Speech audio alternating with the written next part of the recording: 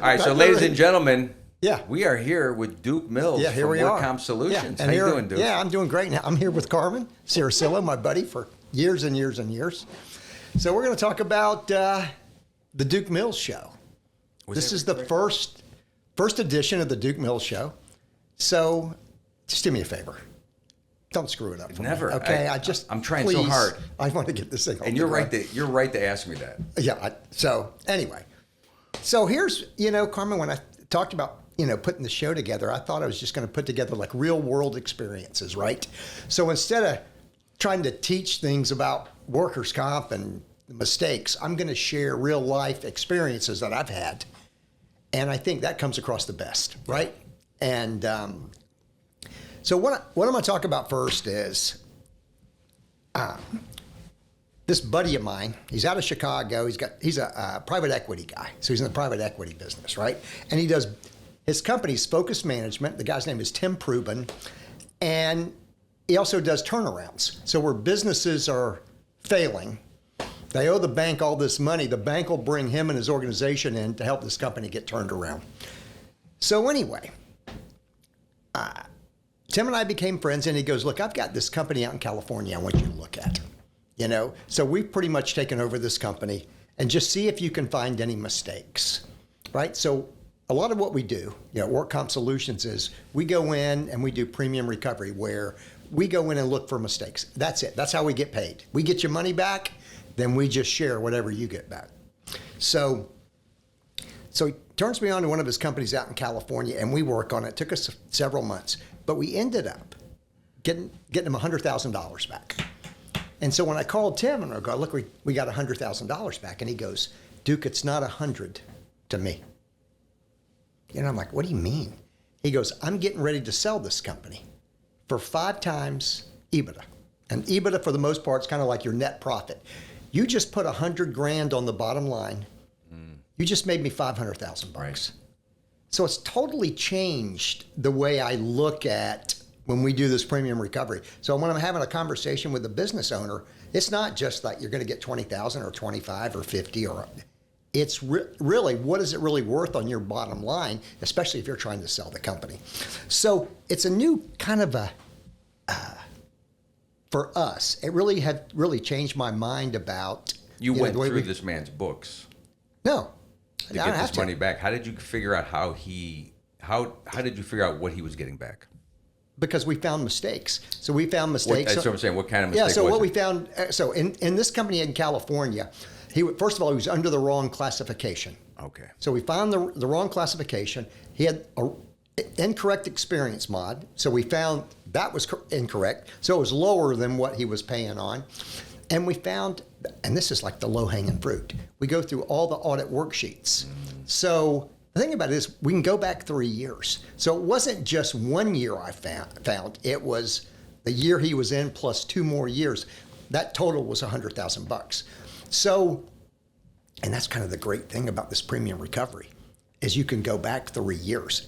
And the only reason you can go back 3 years is because in your work comp contract, the carrier, your work comp carrier, says, we can go back 3 years. If we believe you should have been in another code, well, if they can do it, right, we can do it. So you said you went through the audit sheets, talking about the insurance company auditors. Yeah, the auditors that go through it. That's exactly right. Carmen, you're smart. I'm just trying to think of how this works in his favor. That's exactly right. So this guy makes a mistake trying to collect money from your client. Right. The carrier. Money he didn't deserve to and collect. I'm not saying that there's this conspiracy with these insurance companies. I'm just saying it's mistakes. And I can tell you, all the years that I've done this premium recovery, I can count like on one hand and maybe, like one finger, the time that somebody should have been paying more.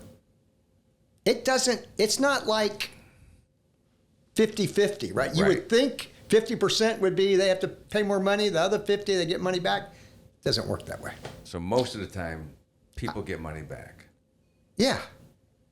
So it's like 9 out of, put it this way, 9 out of 10.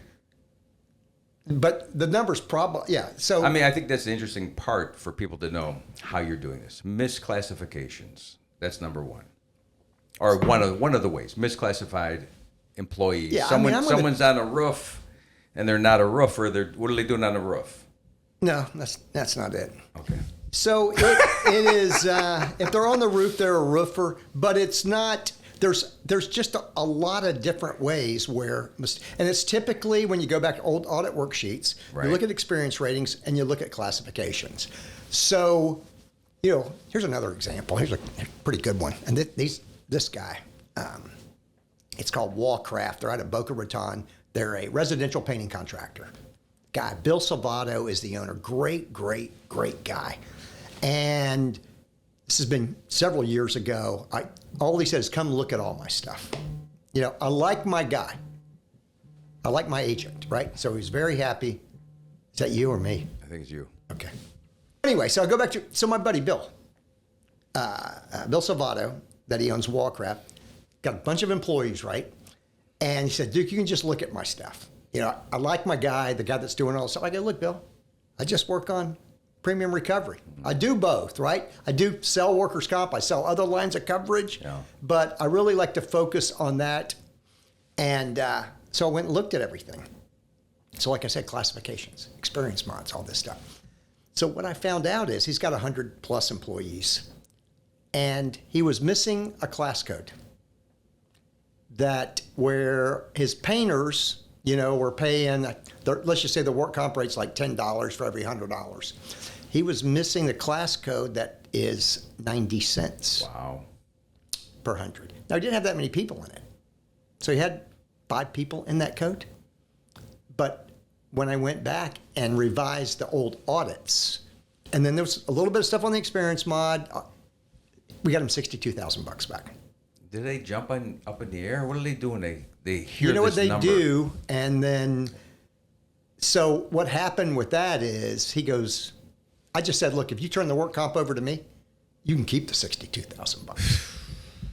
So usually, It seems I usually get half. almost too generous. You know what it is? We've had him for like 8 years now. He stayed with you. He has to sign a contract.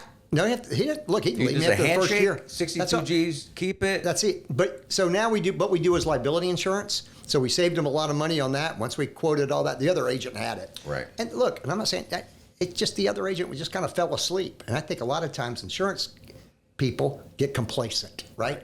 That's my client, I got him. But you can't. You can't be complacent. Quite honestly, you have to be skeptical all the time.